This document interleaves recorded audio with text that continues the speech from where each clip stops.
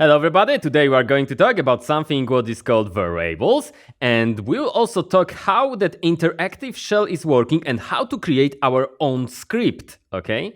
Because so far we have typed something in this interactive shell, like for example 4 plus 5, and we have acquired a result like 9. And that's all. Do you imagine writing programs like that? Every time when you want to change something in your program, you would need to create it from the scratch inside this thing. That would be horrible.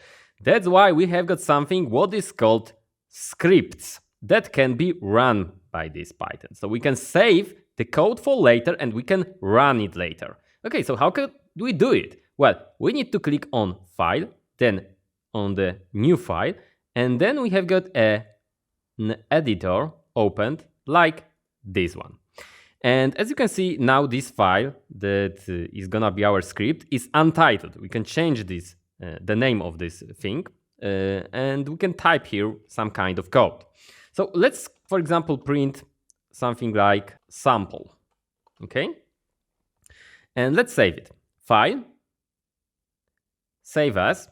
And as you can see, the default place that it wants us to save it is where the Python is installed. So we can now type the name of our script. So for example, sample, and the extension will be added automatically. It will be .py. So it will be something like that. When we click save, probably it will work, but it doesn't need to because we are saving it in the Python folder, and it can lead to problems because there can be problems with window privileges. That's why it's when you have got an error, if you have an error, then save it on, for example, documents folder or on any disk that is not a system disk, okay? So if you have got a message that you can't do it, then save it somewhere else. And now we can just click save. So we have got now sample saved. We can now open this thing if we had closed it, right? Here is a sample. We can also do something like that. File, open, and then we can go to the documents and we can open it. That's cool, right? Because we can open it and we have got it saved somewhere. So we can have a code that we can reuse later. And now we can run it. When we click on run and then run module, as you can see, we have got here as a result sample. So it's working. We can change the code here. So I have just copied it using the Ctrl+C shortcut and now Ctrl+V. And now we can run the module. And as you can see, we have got the sample sent here to the output a few times. So it's working, right? It's pretty cool, right? Because you can save a code and reuse it later. Of course, this code will be a bit more complex than this one. Okay, now it's time to talk about variables. Okay, about thing that is called variables. And what is that? This thing is a container. Variable is a container that can hold things. You name this container, like for example A, B, C, or it can be more self-descriptive, like for example age, speed, name, or something else, right? You can name it and you can put into it, like into these boxes here, some kind of content, right? So variable, when you look at the name of variable, so it is something that is able to vary. It means that you can change the content of this box anytime you want to something else.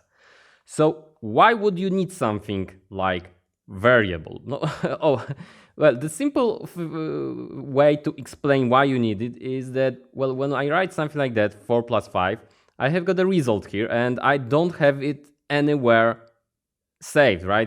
I've just lost it. I can't, take this 9 from here and do something with it later, right? But with variables, we can do it easily.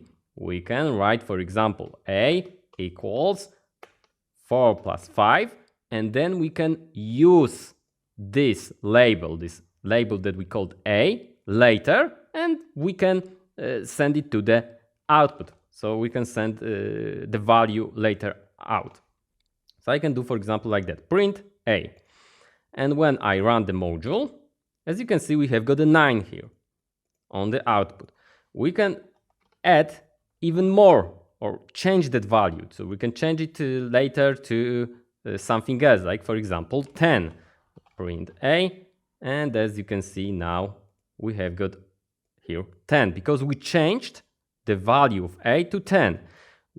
So that's really cool, right? Because we can now reuse that value later, right? We can do something also like that. A equals A plus 5. What does it mean? It means that I want to add to A the value that was there. So it was 9 here, right? 4 plus 5 is 9. So 9 plus 5. So let's send it to the output like that.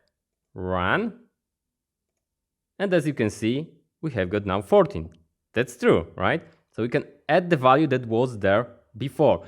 So this is the use of variables. We can change the values inside of the labels. We can reuse them.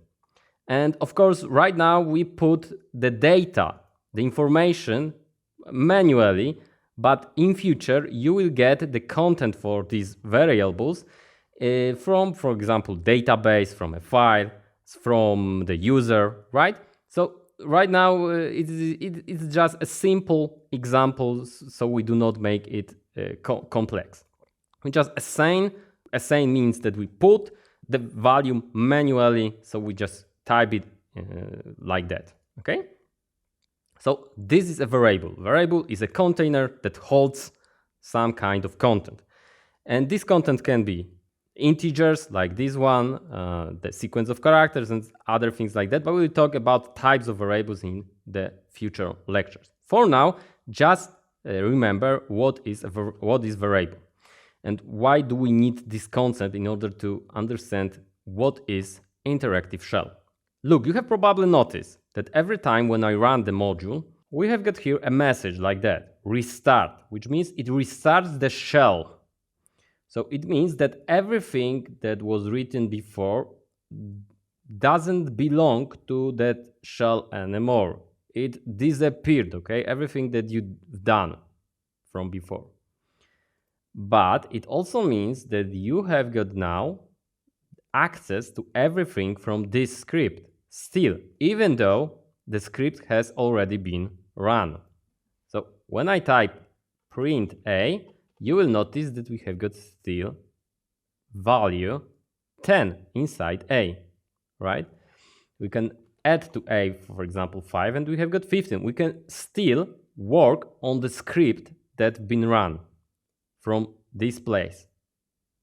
Okay, that's why this thing is called interactive shell, because you can have an interaction with the scripts that are run. Okay, we can do whatever we want with the script like that. I know that right now, if you are a beginner, it might not feel like it's useful, but believe me, it's pretty cool feature that doesn't exist in other programming languages, because in other programming languages, when you run a program, that program will just return result that you can use in other programs, and that's all. But you cannot, work on every variable, every function, other things like that from the script, okay? So that's pretty unique. That's why this thing is called interactive shell. And you can also, for example, restart the shell manually. And from now, when we do something like that, as you can see, we will get a message, name A is not defined, which means it has not been created. It doesn't exist, okay? So from now, everything, we start from scratch. Every time you restart the shell, you start from scratch. It's also good to know that when you create, for example, variable A and you assign here 5, in interactive shell, you can print the value without having to use the print command. You can just type A. And as you can see, you have got the value here. Well, I did it here. I hope I haven't confused you here. So you do not need to use the print in order to see the result like that. Okay. By the way, do not worry when you make mistakes, when you make errors like that, because it's pretty common when you are starting your programming adventure. Really, you will make tons of errors and it's normal. Do not worry. It's good idea to practice. Okay, so after this lecture, try to create script, create a file, name it whatever you want, and after it, save the file, create some kind of code, create two variables, assign, so put some values into these variables and print them on the output, and then run the module, run the script, and see the result. Okay, and play with variables. This is a good idea to every time when you finish lectures from this course to practice on your own the same things I did.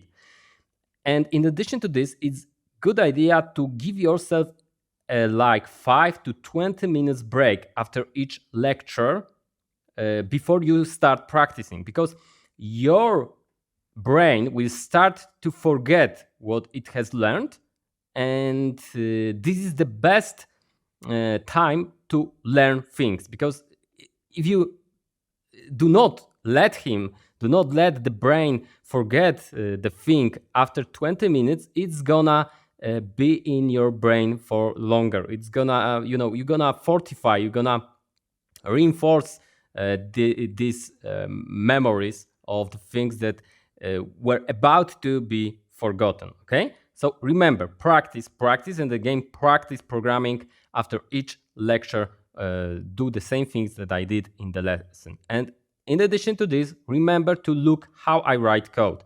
Look, I added space here. I didn't need to, because if you don't, the program will run too, right? But look, this doesn't look as good as this, right? And as this. This is cleaner code. Try to create clean code. And in order to create the clean code, you need to look how I do it, and you need to make habits of making clean code from the start. If you're gonna be lazy and you do not have a clean code from start, you're gonna have problems in future, and people will not look at your code like it was professional, and you might not get the work. You will have problems spotting some errors, because when your code is horrible written, really, believe me, it's really hard to analyze code like that and to spot errors. You will make errors because of chaotic code. So remember to focus on starting good habits from start. Okay, so to sum up, in this lecture, we've learned what are variables. Variables are containers that can hold values, different types of values, but we'll talk about these types in future lectures. And we also learned that in order to save the code for later, for reuse, for later usage, we need to create a file, like for example this one, and after saving it, we can run it in our shell. What's cool? This shell is interactive, which means it can have interaction with the programs that were run, right? And that's pretty awesome, because, well, you can create a new variable, like for example that, and add 5 to it, and then you can print it out, right? You can work with the script that was run already. That's all in the lesson. Thank you very much.